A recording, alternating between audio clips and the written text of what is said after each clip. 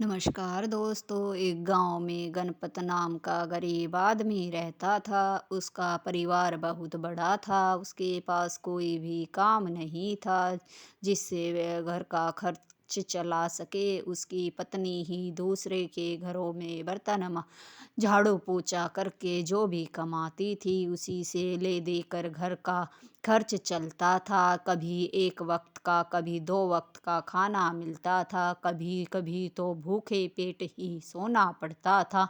गांव में कोई भी गणपत को काम नहीं देता था। गणपत ने एक दिन सोचा कि क्यों न ये गांव छोड़कर दूसरे गांव में जाकर कुछ काम देखा जाए। तब गणपत अपने परिवार के साथ दूसरे गांव में चला जाता है। वहां पहुंचकर गणपत एक सेठ के पास जाता है और उससे कहता है कि आप मुझे कोई काम दे दीजिए। मैं बहुत गरीब आदमी हूँ और मेरा परिवार भी बड़ी मुसीबतों से गुजर रहा है। तब सेठ को उस पर दया आ जाती है और उसे एक नौकर की ज़रूरत भी थी उसकी घोड़ों के अस्तबल के लिए। सो वह गणपत को काम पर रख लेता है और उसे रहने के लिए एक झोपड़ी भी दे देता है। इस तरह से गणपत सेठ के यहाँ काम करने लगता है। अब उसे समय पर दो वक्त का खाना मिल जाया करता था। अ, एक बार जो सेठ था उसकी बेटी की शादी तय हो रही थी। तब सेठ ने अपना सारा जो शादी का काम था अपने नौकरों को सौंप रखा था, खाने पीने की व्यवस्था देखने का। तब उसने गणपत से कहा कि सारी व्यवस्था अच्छे से हो गई है ना, बारात आने वाली है। गणपत ने कहा कि सेठ जी आप उसकी चिंता मत कीजिए, सब इंतजाम अच्छे से हो गया है। सेठ जो है गणपत पर विश्वास करने लगा था और उसे अपने परिवार के सदस्य की तरह समझता था। बारात आ गई, सबने खाना पीना खा लिया, सब जाकर सो गए, लेकिन नौकरों से खाने के लिए किसी ने नहीं पूछा। जो गणपत था उस शाम ये सोच रहा था कि आज तो उसे भी बढ़िया बढ़िया पकवान और मिठाइयाँ खाने को मिलेगी, लेकिन वह मन महसूस कर अपने घर चला गया और सोचने लगा कि शायद मेरे भाग्य में लजीज खाना खाना लिखा ही नहीं है। यह सोचता सोचता वह आधी रात तक बैठा रहा। फिर उसके दिमाग में एक तरकीब आई। उसने अपनी पत्नी के कान में कुछ कहा और फिर झोपड़ी से निकलकर जो सेठ था उसके घोड़ों के अस्तबल में चला गया और वहां से जो शाही घोड़ा था सेठ के दामाद का वो वहाँ से चुरा कर जंगल में ले गया और वहाँ पर बांध दिया और फिर वापस आकर अपनी झोपड़ी में आराम से सो गया। दूसरे दिन जब घोड़ा नहीं मिला तो सेठ जी ने कहा कि घोड़ा कहाँ गया। उसने सारे अपने नौकरों को बुलाया और कहा कि दामाद जी का घोड़ा चोरी हो गया है, तुम ढूंढ कर लाओ।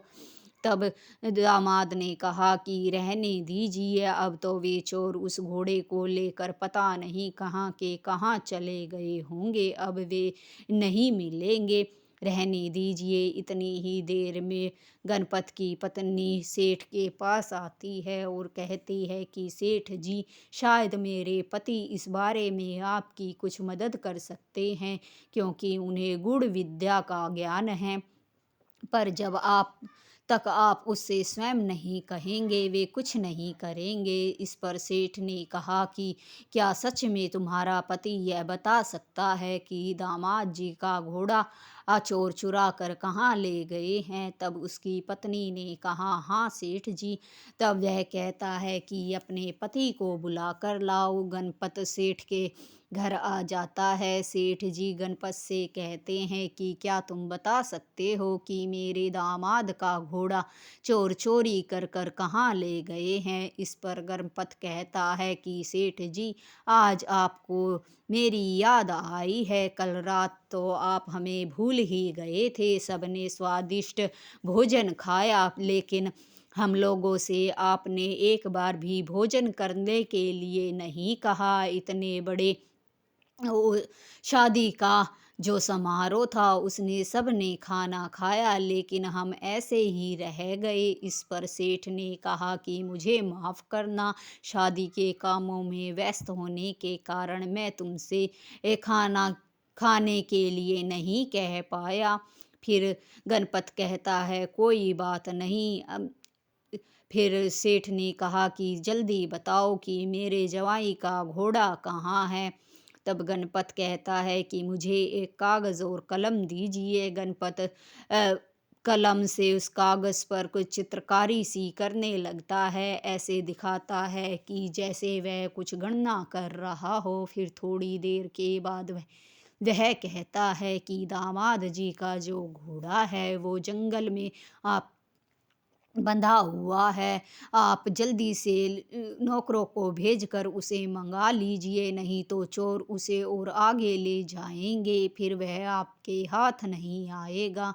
सेठ जो है नौकरों से कहता है, नौकर जंगल में जाकर घोड़े को ले आते हैं और सेठ से आकर कहते हैं कि सेठ जी, ये गणपत तो सही कह रहा था, ये घोड़ा जो है उसी जगह पर बंधा पाया जहाँ पर गणपत ने बताया था। ये सुनकर जो सेठ है बड़ा खुश होता है और गणपत को बहुत से पैसे देता है। गणपत पैसे लेकर घर चला जाता है। वह बड़ा खुश था। फिर ऐसे करते करते उसकी ये बात जो जमाई के घोड़े के ढूंढने वाली है सारे गांव में धीरे धीरे फैल जाती है। लोग अपनी खोई हुई चीज़ों के बारे में पूछने के लिए गणपत के पास आने लगते हैं और किसी ई तरह गणपत उनकी खोई हुई चीज़ों का पता बता देता है। ऐसे ही उसकी ज़िंदगी कट रही थी। अब उसे खाने पीने की कोई कमी नहीं थी। वह वास्तव में ज्योतिषी नहीं था, पर ऐसा दिखा रहा था कि वो बहुत बड़ा ज्योतिषी है। यह एक बार राजा के राज खजाने से कुछ स्वर्ण मुद्राएं चोरी हो जाती हैं, जो हर रोज हो रही थी थोड़ी थोड़ी करके। इस बात का मंत्री जी जब राजा को बताते हैं कि महाराज, आपके खजाने से स्वर्ण मुद्राएं चोरी हो रही हैं, तब राजा कहते हैं कि ऐसा कौन सा चोर है जो खजाने से स्वर्ण मुद्राएं चुरा ले जाता है और हमें पता भी नहीं चलता। राजा कहते हैं कि उस चोर को कैसे पकड़ा जाए। तब मंत्री जी कहते हैं कि महाराज, मैंने सुना है आपके राज्य के किसी गांव में एक ज्योतिषी है, गणपत नाम का, जो खोई हुई चीज़ों को का पता बताता है। राजा कहते हैं कि उसे दरबार में बुलाया जाए। सिपाही गणपत के घर जाते हैं और उससे कहते हैं कि तुम्हें राजा ने दरबार में बुलाया है। यह सुनकर गणपत हैरान हो जाता है कि उससे ऐसी क्या गलती हो गई जो राजा ने उसे दरबार में बुलाया है। वह डर जाता है, फिर सैनिकों के साथ राज दरबार में पहुंच जाता है। राजा गणपत से कहते हैं कि हमारे शाही खजाने से स्वर्ण मुद्राओं की चोरी 2-4 दिन से हो रही है। तुम पता लगा कर हमें बताओ कि वह चोर कौन है और वे स्वर्ण मुद्राएं कहाँ हैं। गणपति यह सुनकर घबरा जाता है और मन में सोचता है कि मैं कोई ज्योतिषी थोड़ी ना हूँ कि ये बता दूँ कि आपके खजाने की स्वर्ण मुद्राएं कहाँ है। राजा उसकी तरफ देखता है तो कहता है, क्या हुआ, क्या तुम नहीं बता सकते हो? अगर तुम नहीं बता सकते, अगर तुमने झूठ में ये अफवाह फैलाई है कि तुम ज्योतिषी हो, तो मैं तुम्हारा सर कलम करवा दूंगा। और अगर तुम ये बता दो कि हमारे खजाने से चोरी हुई स्वर्ण मुद्राएं कहाँ गई हैं और तुम उन्हें वापस लाकर हमें दे दो, तो मैं तुम्हें एक गांव और बहुत सारा धन पुरस्कार के रूप में दूंगा। गणपत कहता है कि महाराज, इसके लिए मुझे कुछ समय लगेगा, मुझे कुछ गणनाएं करनी पड़ेंगी, तभी मैं आपको बता सकता हूँ कि खजाने की स्वर्ण मुद्राएं कहाँ हैं। राजा कहता है तो ठीक है, तुम्हारे पास कल सुबह तक का समय है, आज रात तुम महल में ही रहोगे। गणपत जो है एक कमरे में महल के रुक जाता है, उसके कमरे के बाहर दो सिपाही तैनात कर दी ये जाते हैं। गणपत कमरे में बैठा बैठा ये सोच रहा था कि ये क्या मुसीबत मेरे गले पड़ गई है।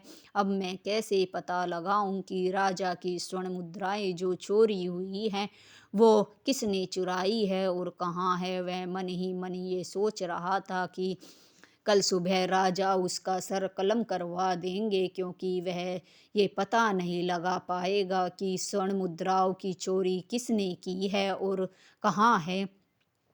तब उसी समय जिस चोर ने स्वर्ण मुद्राएं की चोरी की थी वह एक सैनिक था। वह महल में डोल रहा था, तो वह गणपत के कमरे के पास जाकर आवाज़ें सुनने की कोशिश करता है। गणपत बड़बड़ा रहा था कि इस जीव्या के कारण ही मुझे ये सब कुछ झेलना पड़ रहा है, न ही यह जीव्या स्वादिष्ट भोजन खाने के बारे में मेरा जी ललचाती और न ही यह सब होता। फिर वह जोर से बोलता है, इस जिव्या का ही सब क्रिया धरा है, अब इसका क्या होगा। यह सुनकर बाहर खड़ा जो सैनिक था वह चौंक जाता है, क्योंकि उसका नाम जिव्या था और उसी ने चोरी की थी। वह यह सुनकर कहता है कि यह तो पहुंचा हुआ ज्योतिषी है, यह तो मेरे बारे में सब जानता है। सुबह होते ही यह राजा को सब कुछ बता देगा, राजा मेरा सर कलम करवा देंगे। यह सोचते सोचते वह फिर गणपत के कमरे में जाता है, उसके पैरों में गिर जाता है और कहता है कि जोशी महाराज मुझे माफ़ कर दीजिए, मुझे राजा के कहर से बचा लीजिए। गणपत के कुछ समझ में नहीं आ रहा था। वह चुपचाप खड़ा था। फिर उसने कहा कि आपको तो मेरा नाम भी पता है, आप तो पहुँचे हुए ज्योतिषी हैं, मैंने ही राजा की स्वर्ण मुद्राएं चुराई हैं, आप मुझे बचा लीजिए। आप चाहे तो वे सारा धन मैं आपको दे सकता हूँ। इस पर गणपत सारी बातें समझ जाता है। फिर कहता है कि तुम तुम्हें अब कोई नहीं बचा सकता है, तुमने राजा के खजाने में चोरी की है। जो जीव्या है उसके पैर पकड़ लेता है और गिड़गिड़ाने लगता है। इस पर गणपत को उस पर दया आ जाती है। वह थोड़ी देर के बाद बोलता है कि ठीक है, तुम एक काम करो, तुमने जितना भी धन चुराया है वह सारा राजा के बगीचे में एक जो नीम का पेड़ है उसके नीचे रख दो और तुम वादा करो कि आज के बाद कभी चोरी नहीं करोगे और ये राज्य छोड़कर चले रातों रात चले जाओगे। जिव्या कहता है कि ठीक है, मैं ऐसा ही करूँगा, पर आप राजा को मेरे बारे में मत बताना। गणपत कहता है ठीक है। चोर ने वैसा ही किया। सारा जो धन था वो बागीचे में नीम के पेड़ के नीचे दबाकर रातों रात राज्य छोड़कर भाग गया। अब जब सुबह हुई तो गणपत को राजा के दरबार में पेश किया गया। तब राजा ने गणपत से पूछा कि क्यों भाई, क्या तुम्हें पता चल गया कि धन किसने चुराया है। तब गणपत ने बहुत साहस भरे शब्दों में कहा कि हाँ महाराज, मुझे पता क्यों नहीं चलेगा, मैं एक पहुंचा हुआ ज्योतिषी हूँ। वह कहता है कि जो चुराया हुआ धन है वो मैं आपको स्वयं वहाँ ले जाकर दिखाना चाहता हूँ। राजा कहता है ठीक है।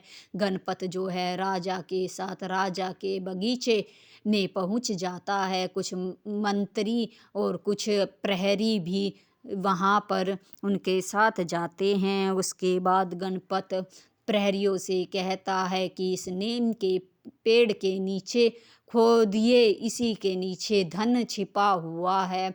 जब सैनिक वहाँ खोदने लगते हैं तो उन्हें सच में वहाँ धन छिपाया हुआ मिलता है। यह देखकर राजा चौंक जाता है। फिर राजा कहता है कि गणपत, तुम तो सही में ज्योतिषी हो, मैं तुम्हें एक गांव और बहुत सा धन इनाम में देता हूँ। इस पर मंत्री का माथा सनकता है। वह राजा को एक तरफ ले जाते हैं और कहते हैं कि महाराज, मुझे तो इसमें कोई चाल नज़र आ रही है। मुझे नहीं लगता कि यह कोई ज्योतिषी है, यह कोई ढोंगी ढोंगी ही है। यह लोगों की खोई हुई चीज़ें के बारे में बताता है, बस कुछ काम भी नहीं करता है और इस तरह से धन कमाता है। यह मुझे कोई चोर लुटेरा लगता है।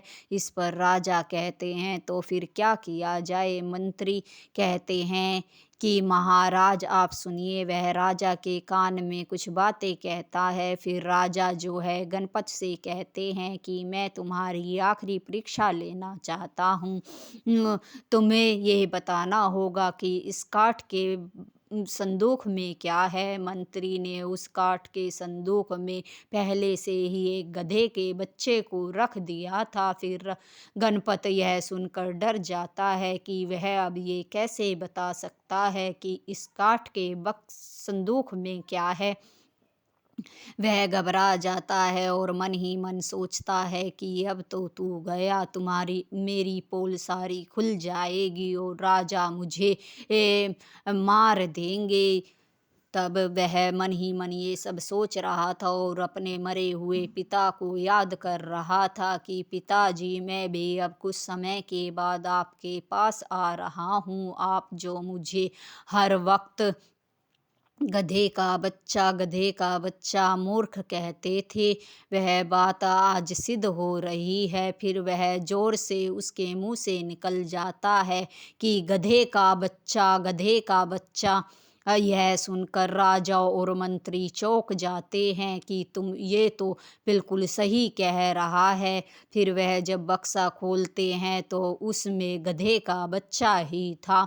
यह देखकर राजा बड़ा खुश होता है और जो गणपत को है एक गांव और बहुत सारा धन देते हैं। फिर राजा कहते हैं कि अबे तुम्हें किसी चीज़ की कोई कमी नहीं होगी। इस पर गणपत की जान तो बच जाती है, लेकिन गणपत राजा से कहता है कि महाराज, मैं आपसे और कुछ भी मांगना चाहता हूँ। राजा बड़ा खुश था। राजा कहता है कि मांगो, तुम्हें और क्या चाहिए। इस पर गणपत कहता है कि महाराज, मैं चाहता हूँ कि आज के बाद कोई भी मुझसे अपनी खोई हुई चीज़ों के बारे में न पूछे। यह ऐलान आप सारे राज्य में करवा दे। फिर जो है राजा कहते हैं ठीक है। गणपत धन लेकर और एक गांव लेकर उसी राज्य में आराम से रहने लगता है। अब उसे किसी चीज़ की कोई कमी नहीं थी, क्योंकि राजा ने उसे बहुत सा धन दिया था। वह अपने परिवार के साथ खुशी से रहने लगता है। कहानी अच्छी लगी हो तो लाइक, शेयर और सब्सक्राइब ज़रूर करें। बेल आइकन को प्रेस करें ताकि नई नई कहानियों की नोटिफिकेशन आपको मिलती रहे। धन्यवाद।